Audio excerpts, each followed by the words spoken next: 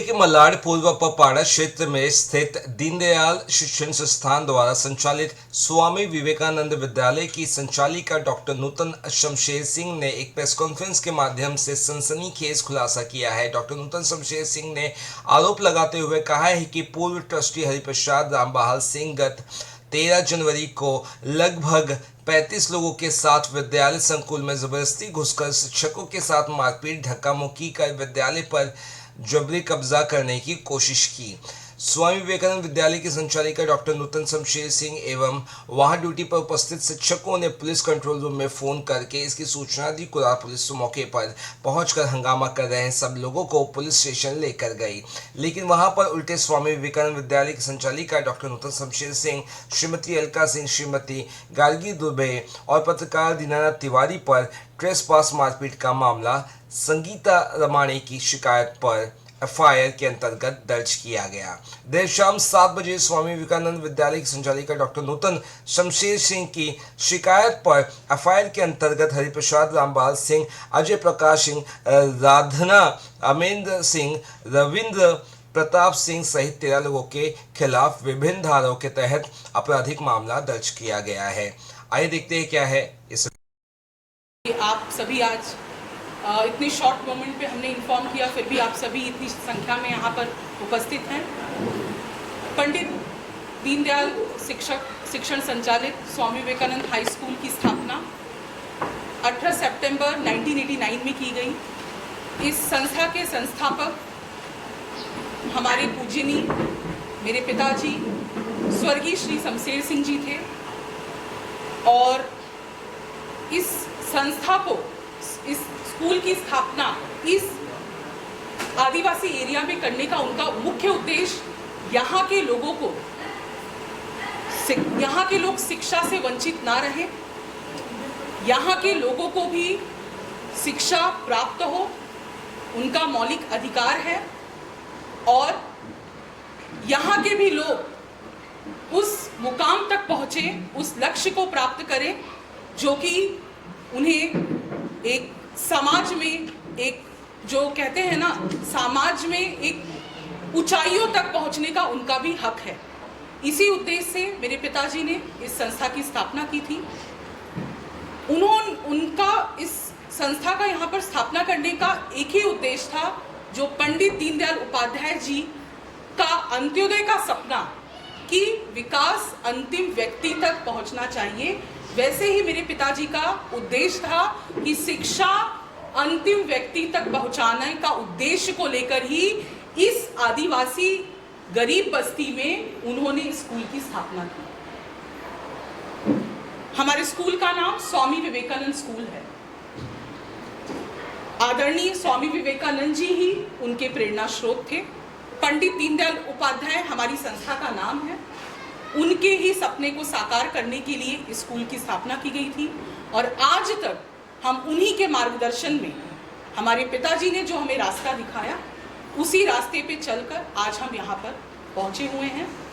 पहले एक छोटा सा कमरे से स्टार्ट किया था उन्होंने, आज आप देख रहे हैं 3 मंजिला इमारत है, लगभग 34 to 35 क्लासरूम्स हैं और यही नहीं, यहाँ के विद्यार्थी बड़े बड़े पोस्ट पर जो पास आउट हो चुके हैं, बड़े बड़े पद पर वो बैठे हुए हैं, चाहे वो पुलिस प्रशासन में हो, चाहे वो पॉलिटिक्स में हो, चाहे वो मेडिकल क्षेत्र में हो, हर एक क्षेत्र में हमारे विद्यार्थियों ने अपना परचम लहराया है। बस उस वही काम, पिताजी के ही सपने को आगे कर कर हम सभी लोग वो काम कर रहे हैं और भविष्य में करते रहेंगे। दिनांक 13 जनवरी को, अभी ये जो 13 जनवरी गया है, उस दिन हरिप्रकाश रामबहाल सिंह, जयप्रकाश रामबहाल सिंह, अजय जयप्रकाश सिंह, राधना अमरेंद्र सिंह, उदय प्रताप अमर बहादुर सिंह, इन सभी ने लगभग 35 गुंडों के साथ लगभग 11:30 बजे ऑन ड्यूटी, जब हमारे सभी टीचर्स थे यहाँ पर बैठे हुए, जो आप देख रहे हैं, हमारे मुख्याध्यापक हैं, क्लर्क हैं, टीचिंग स्टाफ हैं, जो कि उस घटना में घायल हुए हैं, इसलिए वो आज यहाँ बैठे हैं आप सबके सामने।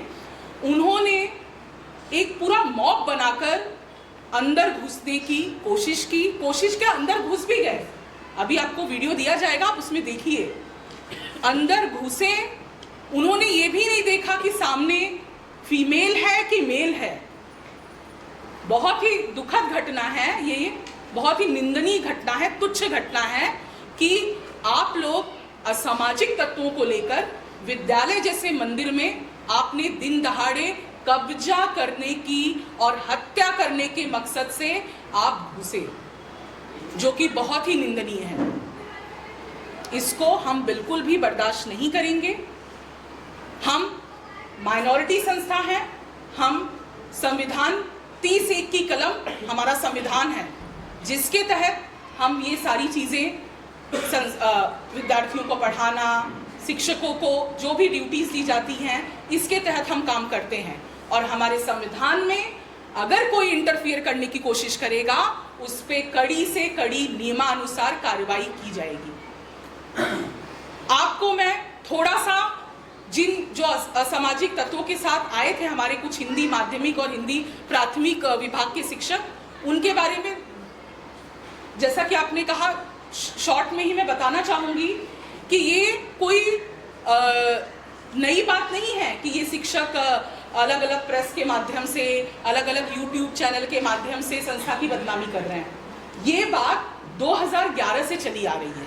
जब मेरे पिताजी यहाँ पे थे, मेरे पिताजी का निधन 2020 में हुआ है, तो 2011 से हमारे यहाँ पे एक जानकारी मैं आपको देना चाहूँगी। हमारे यहाँ पे 3 विभाग चलते हैं, हिंदी मीडियम, मराठी मीडियम, अंग्रेजी मीडियम और जूनियर कॉलेज।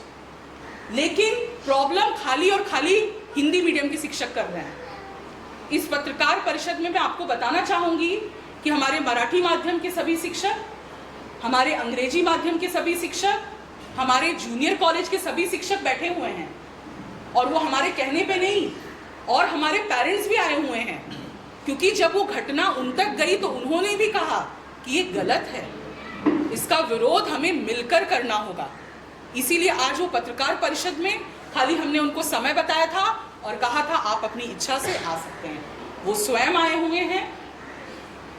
और हाँ, मैंने कहा कि 2011 से ये दिक्कत है, और 13 जनवरी को, क्योंकि 11 जनवरी को हरिप्रकाश सिंह जो कि ट्रस्टी नहीं हैं, उन्होंने एक बोगस पत्र के माध्यम से उन्होंने एक बनावटी संस्था का पत्र बनाकर, बनावटी संस्था का स्टैम्प बनाकर यूज करके उत्तर प्रदेश में रहते हुए उन्होंने यहाँ एक सूचना दी कि यहाँ पे उनको मीटिंग कंडक्ट करनी है, जिस पर हमने, हमारी मैनेजिंग ट्रस्टी ने, श्रीमती निर्मला शमशेर सिंह जी ने तुरंत रिप्लाई किया कि ऐसी सभी शिक्षकों को कि ऐसी कोई भी मीटिंग यहाँ नहीं रखी गई है। फिर भी हम उनका इंटेंशन जानते थे, इसीलिए हमने पुलिस में इसकी खबर दी थी, हमारे पत्रकार श्री दीनानाथ तिवारी जी को इसकी खबर दी थी कि ऐसी घटना हो सकती है कोई भी, इसीलिए उस दिन वो उपस्थित थे हमारे साथ। 2011 से इन शिक्षकों को, जब मेरे पिताजी राजनीति में भी थे, तो स्कूल पे उतना समय नहीं दे पाते थे जितना समय देना चाहिए, इसीलिए उन्होंने हर माध्यम में मुख्याध्यापक सेलेक्ट किए थे, अपॉइंट किए थे, ताकि हर माध्यम का काम सुचारू रूप से चल पाए। हाँ, और माध्यम में भी कैसे है, एक ही माध्यम नहीं है, माध्यम में भी प्राथमिक विभाग है, माध्यमिक विभाग है, इस तरीके के विभाग में, हर विभाग में प्रिंसिपल उन्होंने अपॉइंट किया था। पिताजी के ना रहने पर ये लोग थोड़ा मनमानी, मराठी माध्यम और इंग्लिश माध्यम तो बराबर अपना काम कर रहे थे, लेकिन हिंदी माध्यम के टीचर सुचारू रूप से काम नहीं कर रहे थे। तो जब उनके संज्ञान में आया कि ये टीचर कभी 2 बजे आते हैं, उनका समय 12 से 6 था, कभी 1:30 बजे आते हैं, और मास्टर में समय 12 बजे डालते हैं, मनमानी ढंग से क्लास छोड़कर अपने पर्सनल काम के लिए चले जाते हैं। जब पिताजी ने ये सारी चीज़ें देखी तो उन्होंने बायोमेट्रिक मशीन बिठाई, लेकिन हिंदी माध्यम के, सिर्फ और सिर्फ हिंदी प्राथमिक और हिंदी माध्यम के शिक्षकों ने बायोमेट्रिक मशीन पर थंब नहीं किया। उन्होंने कहा, जब हमने कहा आपको थंब करना पड़ेगा, उन्होंने कहा किस जीआर में लिखा है पहले दिखाइए, तब हम थंब करेंगे। अब आप लोग सोच सकते हैं कि बायोमेट्रिक मशीन पे थंब करने से क्या जाता है? आपका सही समय ही तो बताएगा ना वो। आप कब आ रहे हैं, कब जा रहे हैं, वही समय बताएगा वो। उसमें तो कोई आपको कुछ पेमेंट नहीं करनी है कि कुछ समय नहीं देना है, तो क्या ऐसी क्या दिक्कत थी आपको बायोमेट्रिक मशीन पे थंब नहीं करने की? ऐसी कई घटनाएं हुई बच्चों की सुरक्षा को लेकर, जब उन्होंने देखा कि क्लास में टीचर ही नहीं है, कहीं गुट बना के बात कर रहे हैं। जब मेरे पिताजी ने ये सारी चीज़ें देखी तो 2014 में हिंदी माध्यमिक विभाग के मुख्याध्यापक उदय प्रताप सिंह का निलंबन किया गया। उनको प्रॉपर इंक्वायरी करके, जो रूल होता है, मैंने कहा ना संविधान है हमारा, उस संविधान से हम बाहर एक कदम भी नहीं रखते हैं। संविधान की 30(1) की कलम के तहत ही हम चलते हैं। संविधान के अनुसार उन्होंने इंक्वायरी की, इंक्वायरी से बाहर से टीचर्स आए, जो राज्य पुरस्कार प्राप्त शिक्षक आए, सभी ने सहभाग लिया, इंक्वायरी प्रॉपर करके उनको टर्मिनेट किया गया, सब कुछ। उसके बाद भी ये शिक्षकों का मन देखिए, सभी क्लास छोड़ के ये हिंदी माध्यम के विभाग के शिक्षक 2014 में जोगेश्वरी एजुकेशन डिपार्टमेंट के बाहर बैठकर धरना प्रदर्शन किया, जबकि इनसे कुछ लेना देना ही नहीं था। टर्मिनेट किसको किया गया था? मुख्याध्यापक उदय प्रताप सिंह को। लेकिन क्योंकि ये असामाजिक कार्यों में एकदम मतलब हमेशा लुप्त रहते हैं, इनको बच्चों की पढ़ाई, बच्चों की सुरक्षा एक बार भी नहीं सोचते कि क्लास में बच्चे हमारे अकेले होंगे, हम यहाँ धरना प्रदर्शन कर रहे हैं, इन्हें फर्क नहीं पड़ता। फिर भी कहते हैं ना कि इंसान को दूसरा मौका देना चाहिए। फिर भी शिक्षक का नाम समाज में गलत नहीं जाना चाहिए। इतने सालों तक हमने उनको समझाने की कोशिश की, क्योंकि शिक्षक को हम पूजते हैं, हम सभी के शिक्षक हैं, हम सभी के गुरु हैं, हम उनको भगवान का दर्जा देते हैं। तो 2000 आप सबके अंदर आ रहा होगा कि 2011 के बाद आज 2024 में आप क्यों ऐसे कर रही हैं? तो मुझे मजबूर किया गया कि इतना उन्होंने हद कर दी 13 तारीख को, कि जब उनका मैंने बर्ताव देख लिया कि इनमें जैसे कि असामाजिक तत्वों के साथ रहकर ये खुद असामाजिक होते जा रहे हैं, तब मुझे आज ये कदम उठाना पड़ा। इसके पहले मैंने कभी कोई प्रेस कॉन्फ्रेंस नहीं बुलाई, क्योंकि मैं शिक्षक को पूजती हूँ। हम सभी लोग, आप सभी लोग, हम सभी लोग उनकी पूजा करते हैं। तो शिक्षक का नाम समाज में गलत नहीं होना चाहिए। परंतु आज मैं इस पत्रकार परिषद के माध्यम से कहना चाहूँगी कि अब मैंने देख लिया कि सभी शिक्षक सिर्फ पढ़ाने नहीं आते हैं। शिक्षक 2 प्रकार के होते हैं, सामाजिक और असामाजिक। आज इन्होंने मुझे ये सीख दी, ये असामाजिक कार्य करके इन्होंने ये मुझे सीख दी कि हाँ, हम कभी नहीं सुधरने वाले, हम बाहर से गुड्डे लाएंगे। और तो और एक सरप्राइज बात सोचिए कि मतलब इनकी मानसिकता कितनी छोटी है। डॉक्टर नूतन सिंह हैं, मैं दीनदयाल शिक्षण संस्थान में ट्रस्टी भी हूँ और इंग्लिश सेकेंडरी सेक्शन में एज अ प्रिंसिपल हूँ। 13 जनवरी की जो घटना हुई है, अप्रिय घटना हुई है हमारे स्कूल में, वो लगभग 11:30 बजे, जब सभी हमारे टीचर्स, हम सभी ऑन ड्यूटी थे, तब ये घटना हुई है। लगभग हरि प्रकाश सिंह, जयप्रकाश सिंह, अजय जयप्रकाश सिंह, राधना अमरेंद्र सिंह, उदय प्रताप अमर बहादुर सिंह, इन सभी के साथ 30 से 35 लोग अचानक एक साथ as a mob, as a group में हमारे प्रीमाइसेस में इंटर किए हैं और डायरेक्ट ऑफिस में घुसने की कोशिश की। अब उसके पीछे उनका इंटेंशन कब्जे का तो था ही उनका कि स्कूल पे कब्जा किया जाए, लेकिन वो मारते पीटते धक्का मुक्की करते हुए वो अंदर घुसे हैं, जो कि काफ़ी दुखद है, निंदनीय है।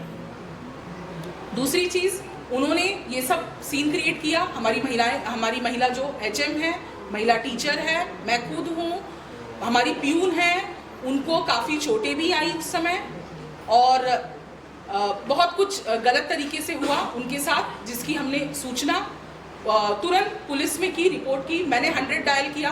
मैंने कुछ देर पहले अभी बताया कि बात ऐसी हो गई कि 100 डायल कीजिए और अपने ऊपर FIR कराइए। बात 100 मैंने ही डायल किया और FIR भी मुझ पे हुई। हम गए पुलिस स्टेशन और मैंने इस घटना में ये FIR की कॉपी है, ये एफआईआर की कॉपी है। जिन पर एफआईआर किया गया उसमें श्री हरिप्रकाश सिंह, अजय जयप्रकाश सिंह, श्रीमती राधना अमरेंद्र सिंह, रविंद्र प्रताप सिंह, जयप्रकाश सिंह, श्रीमती पूजा संदीप सिंह, अनिल राजनारायण सिंह, राम बहादुर गजराज सिंह, कौशल कुमार हरिजन, अनिश सिंह, उदय प्रताप अमर बहादुर सिंह, संगीता रमाणे, अनिल विश्वकर्मा और 10 से 15 जो कि अननोन। उसमें से जब हमने पुलिस को फुटेज दिखाया तो पुलिस ने खुद फाइंड आउट किया कि इनके ऊपर तो काफ़ी गंभीर आरोप लगे हैं। हमें उनका नाम भी नहीं पता था, वो पुलिस ने आइडेंटिफाई किया उनको। तो ऐसे लोगों के साथ, और जैसे कि मैंने कहा कि उन्होंने अपने बच्चों तक को नहीं छोड़ा, अपने जो सिखाए हुए बच्चे थे उनको भी इस घटना में इन्वॉल्व किया, परंतु एज अ मैनेजमेंट मैंने उन बच्चों का कहीं पे भी नाम नहीं लिया। मैम, ये लोग जो एंटर किए थे स्कूल में गैर कानूनी ढंग से किया, तो क्या उन पे ट्रेसपासिंग का मामला दर्ज हुआ? यस, उन पे मैं आपको धाराएं बीएनएस की बता देती हूँ। बीएनएस की धारा 74, 189(2), 190, 191(2), 1152, 352 और 351(2) और 329(4) ये धाराएं उन पर लगाई गई। प्रशासन से आपकी क्या मांग है? शिक्षा विभाग से और पुलिस प्रशासन से, महाराष्ट्र गवर्नमेंट से क्या अपील करना चाहिए? प्रशासन से मेरी यही मांग है कि जो ये अप्रिय घटना हुई है और किसी संस्था में, शैक्षणिक संस्थान में या कहीं पे भी, चाहे हॉस्पिटल ले लीजिए, मंदिर ले लीजिए, गुरुद्वारा ले लीजिए, स्कूल ले लीजिए, ऐसी घटनाएं बिल्कुल भी नहीं होनी चाहिए। तो इन सभी पर, और ये कब रुकेगा? जब इन सभी पर कड़ी कार्रवाई होगी तो समाज में एक मैसेज जाएगा लोगों तक कि अगर हम ऐसी अप्रिय घटना करेंगे, आइंदा ऐसी घटनाएं होंगी, तो जो असामाजिक तत्व है ना, उन तक भी ये मैसेज जाना चाहिए कि ऐसी घटनाएं आइंदा बिल्कुल भी कहीं पे भी नहीं होनी चाहिए, जहां बच्चों की, स्त्रियों की सुरक्षा ताक पर कभी भी रखकर कोई भी अप्रिय घटना नहीं होनी चाहिए। ट्रेसपासिंग का केस आपके ऊपर भी किया गया, किस तहत किया गया? प्रशासन में क्या कोई दुर्गुण रवैया लगा आपको? यस, बिल्कुल लगा। इतनी जल्दी एनसीबी हुई तो जितनी जल्दी एफआईआर हुई है। बिल्कुल, मैं बार बार वही रिपीट करूंगी कि 100 नंबर दबाइए और एफआईआर अपने ऊपर करवाइए कि हम, ठीक है, हमारे साथ एक घटना हुई, हमने 100 नंबर डायल किया और एफआईआर हुई, लेकिन वहां पर यहाँ तक कि पत्रकार दीनानाथ तिवारी जी को भी इस मामले में घसीटने की कोशिश की गई, जबकि जैसे मैंने आपको बताया कि उनको हमने पहले से सूचना दी थी और सभी को दी थी। पुलिस पीआई को सुबह 5:30 बजे की सूचना, सीनियर पीआई को भी गई है। जब आप यहाँ की ट्रस्टी हैं, यहाँ की मैनेजिंग डायरेक्टर हैं, आपके पिताजी ने स्कूल को स्थापित किया, तब फिर आपके ऊपर जो ट्रेसपास का मामला दर्ज किया गया, हाँ। तो एक तरह से जो अधिकारी हैं उन पे सवालिया निशान लग रहा है। किस बिहाफ में, किसने दर्ज कराई है शिकायत? हाँ, ये शिकायत ये संगीता रमाणे मैडम ने और उनके साथ हरिप्रकाश सिंह और इन्वेस्टिगेशन ऑफिसर, आई थिंक उनका नाम जगताप है, पूरा नाम मुझे नहीं पता, इन्वेस्टिगेशन ऑफिसर जगताप है, रविंद्र जगताप, जिन्होंने ये एफआईआर हम पे की है और मुझ पे ही, और मेरे जो एचएम ऑन ड्यूटी है, मेरी टीचर जो ऑन ड्यूटी है, हम पे ही ट्रेसपासिंग, हम पे ही राइट करने का आरोप लगाया है। इसकी शिकायत मैंने सीनियर से की कि ये क्या बात है कि मतलब एफआईआर हमने किया, ठीक है, तो आप तो इनका मन बढ़ा रहे हैं।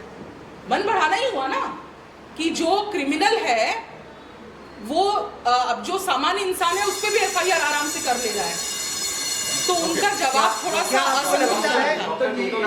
आपको लगता है इसमें कोई पैसे का आर्थिक व्यवहार होने के बाद जब तक आपने आपके खिलाफ केस दर्ज किया, आपको ऐसी आशंका है? मैं, देखिए, मैंने अभी कहा कि मैं कानून का बहुत सम्मान करती हूँ, मैं ऐसी कोई भी बात नहीं कहना चाहूँगी जो कि मुझे नहीं पता है। तो मैं सिर्फ यही कहना चाहूँगी कि सभी अधिकारी ऐसे नहीं होते हैं, कुछ लोग लेकिन होते हैं जिन्होंने काम किया है। अब उन्होंने क्या, कैसे किया है, वही जान सकते हैं। खाली मैं उनसे यही अपेक्षा रखती हूँ कि हमें न्याय मिले और उन पर जिन पर हमने एफआईआर की है, कड़ी से कड़ी कार्रवाई हो, ताकि समाज को मैसेज जाए कि अगर आइंदा ऐसा कार्य किया गया तो हम पर भी कार्रवाई होगी। डॉक्टर नूतन, आप कंफर्म कर सकते हैं कि सितंबर महीने में सभी शिक्षकों को उनकी सैलरी मिली है? आप ये कंफर्म कर सकते हैं? मैं बताऊं? कोई भी बता दीजिए। मैं बता देता हूं। तो आप लोग बयान मैंने फॉलो follow- ऑफिशियल मैंने- ऑफिशियल कोई भी मैंने- बता मैंने दीजिए। Yes, follow yes, किया yes. है इसके लिए। And sir just one question, if you can answer yes और नो, Yes. अगर आप पॉइंट ब्लैंक बता देंगे तो रिक्वेस्ट है हमारी आपसे। Point salary blank? सबको मिल चुकी है पॉइंट ब्लैंक कैसे बता देंगे? क्योंकि सैलरी यस और नो में आएगी ना। कैसे आएगी? Okay If there is not a CM in Maharashtra state, okay will the orders be passed for any new orders? So my I am question asking you, yes or no? So you are asking a question on a question. I have a counter question. So that's what I'm saying. In all You due ask respect for to- yes or no. In all due respect to you, can you confirm this? If you can hear me out for the 10 seconds, the meeting and the motive behind that meeting was, and I'm asking you, I'm not alleging you, I'm asking you again. You can. Is because the salary for most of the teachers in the month of September, according to Uday Pratap Singh, and I'm underlining this, according to Uday Pratap Singh, was not credited. Now, please answer. Yes. Now I will stand and answer for this. As we have mentioned, Uday Pratap Singh, there was a writ petition 12378/2019, which was pending before Honorable High Court, Mumbai. The hearing was going on at that time, where the date which you have mentioned, September month, in front of Justice Sharmila Deshmukh Madam. So obviously, Uday Pratap Singh has no role to play legally. So his statement has completely vanished. One point I have cleared. Second, Mrs. Smriti Singh is the authorized, appointed, having proper document, approval of the education inspector, and she was an expectant mother. The delivery was expected somewhere around 5th October as per her application, through which she has requested for leave. अगर आप चाहें तो मैं हिंदी में कह दूं, क्योंकि sir ने इंग्लिश में कहा तो मैं सर हिंदी में कह दीजिए। हाँ नहीं, मैं सोचा फिर आप कहेंगे इंग्लिश में नहीं समझ में आया होगा, हिंदी में नहीं आया होगा। तो 5 अक्टूबर को ड्यू था। स्मृति सिंह बतौर एचएम 16 सितंबर 2024 तक इस विद्यालय में आई हैं, जबकि कोई और होता तो वो पहले से छुट्टी ले लेता कि being a mother I need a rest, कृपया मुझे 1 महीने पहले से छुट्टी दे दी जाए, जो कि नियमानुसार है। उन्होंने ऐसा नहीं किया। वो क्लर्क श्रीमती शोभना विनय सिंह को लगातार ये बात कहती रही, मैडम पे बिल बनाइए टाइम से, मैं साइन कर दूं ताकि इस महीने का पेमेंट पास हो जाए। लेकिन मन में तो उदय प्रताप सिंह का चल रहा है, क्योंकि अब बात उदय प्रताप सिंह की आ गई नियोजित ढंग से। सडनली जब वो मैडम गई हैं रूटीन चेकअप के लिए ऑन 18 सितंबर, आप डॉक्टर की रिपोर्ट निकाल सकते हैं जाके। मलाड वेस्ट में हॉस्पिटल है, what is the name of the hospital?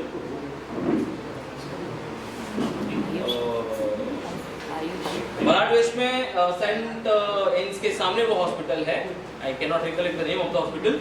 You can go and take out the report from there. It is the report of the doctor that since the amniotic fluid, I hope you understand the meaning of amniotic fluid, Hindi में जिसे water sac कहा जाता है या पानी कहा जाता है एक मदर के वोम में, वो कम हो गया, तो जिसकी वजह से बच्चे की ग्रोथ रुकेगी।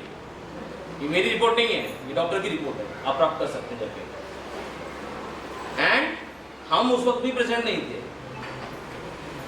डॉक्टर ने, वो अकेले गई है लेडी, डॉक्टर ने उनको इमीडिएटली ऑपरेशन के लिए सजेस्ट किया है। 18 सितंबर 2024 को सी सेक्शन के द्वारा शाम को उनकी डिलीवरी हुई है। यानी आप सोच सकते हैं 16 सितंबर तक वो महिला यहाँ उपस्थित है, पगार के लिए कह रही है क्लर्क को, पगार बनाना, financial matters are responsibility of a clerk. 30(1) की कलम का ऑफर करते हुए क्लर्क को अधिकार था, मैं आपको ये बता रहा था, MEPS CS act 1977, rule 1981, schedule I 22(1)(5) के अंतर्गत बहुत सारे रूल्स हैं जो क्लर्क को पूरे करने होते हैं। उसमें फाइनेंशियल मैटर्स होते हैं, उसमें विद्यार्थियों के प्रति जवाबदेही जो होती है उससे रिलेटेड होते हैं, उसमें शिक्षकों के प्रति जो जवाबदेही होती है ये वो होता है, डिपार्टमेंट के प्रति होता है, संस्था के प्रति बहुत बड़ा नियम है। तो उसके अंतर्गत पगार बनाना जिम्मेदारी एक क्लर्क की है, मुख्याध्यापक पगार नहीं बनाता है, वो वेरीफाई करता है। ये जब कुछ कर मतलब संस्था के आदेशों का पालन नहीं करना होता या संस्था विरोधी गतिविधियां करनी होती हैं तो इनके मार्गदर्शक कौन है उसके बारे में जरा 2 शब्द में बताऊंगी कि ये ऐसी संगठनों को अप्रोच करते हैं कि जिसमें स्कूल से निकाल दिए गए शिक्षक हैं, जिन पर हमारे माननीय उच्च न्यायालय ने टिप्पणी की है कि your conduct is not be fitting to be a teacher, मतलब आपका व्यक्तिमत्व शिक्षक बनने लायक नहीं है।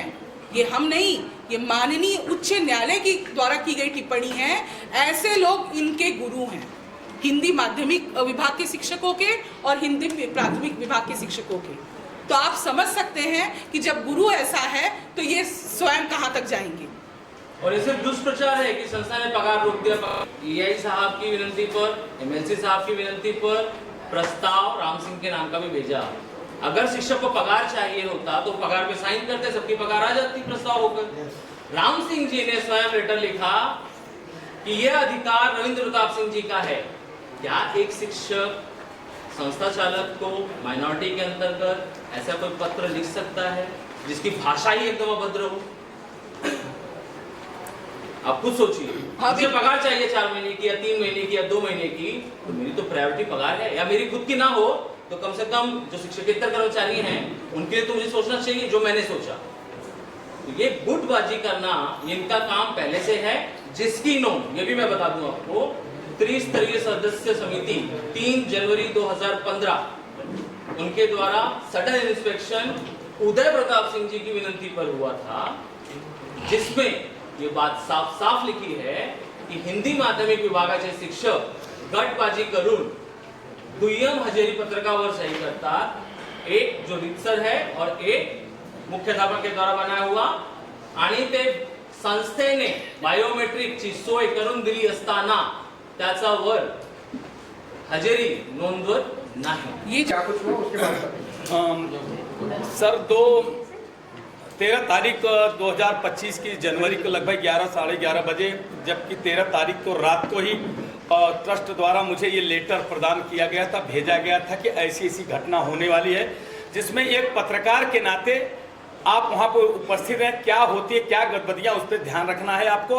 क्योंकि मैंने पुलिस थाने में उन्होंने लेटर दिया था और वो लेटर मेरे को व्हाट्सएप पे भी भेजा था और बाई हैंड भी दिया था। तो उसके आधार से मैं वहाँ उस समय उपस्थित था, मगर वो लोग एकाएक आराम से आए हैं और फिर जैसा कि अभी लोगों ने बताया है, आराम से आने मारपीट करना शुरू कर दिया और मारपीट शुरू करा। तो जब आवाज आई तो मैं निकला और मेरा कैमरामैन लेडीज थी वो भी निकले और वो शूट करना शुरू किया। तो उनके पहले कैमरे पे हाथ मारते उनको नीचे गिरा दिया गया, उनका कैमरा टूट गया। उसी समय मैं पहुंचता हूं तो वो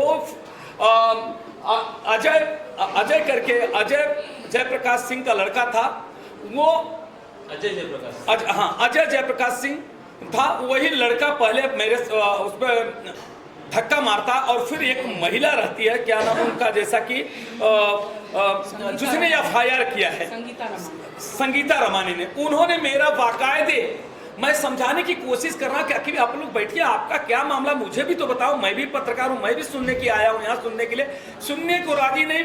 पूरा वो बाकायदे चारों तरफ से मुझे घेरते हैं और मेरा पूरा इस कपड़ा फाड़ते हैं, ये करते हैं और मेरे ऊपर हाथापाई करते हैं। तब मुझे बस मुझे बहुत दुख हुआ, आघात हुआ कि एक पत्रकार के साथ, तो मैंने ऐसा अपना कालक निकाल करके बोला कि आप बैठिए, मारिए मारिए, मुझे कितना मारने का है, मैं एक पत्रकार हूँ, हमारे से किसी से क्या लेना देना है, नहीं ट्रस्ट ने उससे लेना हमसे देना है। तो फिर होकर बाद पुलिस आती है, मामला दर्ज होता है, मैं वहाँ, मगर जब वहाँ गया तो सुरक्षा कायदा कानून के जो पत्रकार सुरक्षा कायदा कानून के तहत मामला दर्ज कराने की बात वहाँ से सीनियर से बोला, उन्होंने बोला कि यस मैं करता हूँ, उन्होंने मुझे बैठाया और कुछ पत्रकार बंधु भी आए और मुझे शाम तक बैठाए रखे, मगर मेरा मामला दर्ज नहीं किया। शाम को ये पता चलता है कि 3 लोगों के खिलाफ ये मामला दर्ज, मगर उसमें मेरा नाम नहीं था, मगर दूसरे दिन ये पता चलता है कि उसमें दीनानाथ तिवारी का भी नाम ऐड किया गया है। ये मैं बात पूछने की कोशिश की तो अच्छा, फिर उसके बाद कई नेताओं का भी फोन आता है, कई लोगों का आता है, बोले मेरी जांच चल रही है। मेरा यही कहना है और मेरे पत्रकार बंधुओं से मेरी यही मांग है कि अगर एक पत्रकार, पुलिस तो अपनी ड्यूटी नहीं निभाई, मैंने यही सवाल किया सीनियर से जब आपको लेटर आया था, आपने अपनी ड्यूटी नहीं निभाया। एक पत्रकार अगर अपनी ड्यूटी निभाने जा रहा है और उसके साथ में अभद्रता ऐसी होती है तो सुरक्षा कानून के तहत आपको मामला दर्ज करना चाहिए। तो उन्होंने बोला नहीं, आपको उनके साथ में उनका FIR दर्ज हो गया, अब आपका उसमें FIR दर्ज नहीं होगा। तो मेरी आप लोगों से विनती है कि ये सुरक्षा कायदा कानून जो पत्रकारों के लिए सरकार बनाई है, 2019 में महाराष्ट्र में बनी है, 2022 में लोकसभा में पास हुआ है, उसका ये गलत दुरुपयोग कर रहे हैं। पत्रकारों को इस तरह दबाने की कोशिश, जैसे कि पिछले दिनों कई पत्रकारों को सताने का, परेशानी करने का कोशिश किया गया। एक पत्रकार को यहाँ पे रहने वाले उस पत्रकार के साथ में इतनी अभद्रता की गई है कि जिससे अच्छे लोग सिगड़ गए हैं। आज पुलिस प्रशासन, मुझे पीड़ा होती है, दुख होता है कि ये पब्लिक को जब पत्रकार के साथ में ऐसा करते हैं तो आम पब्लिक के साथ में क्या कर सकती है।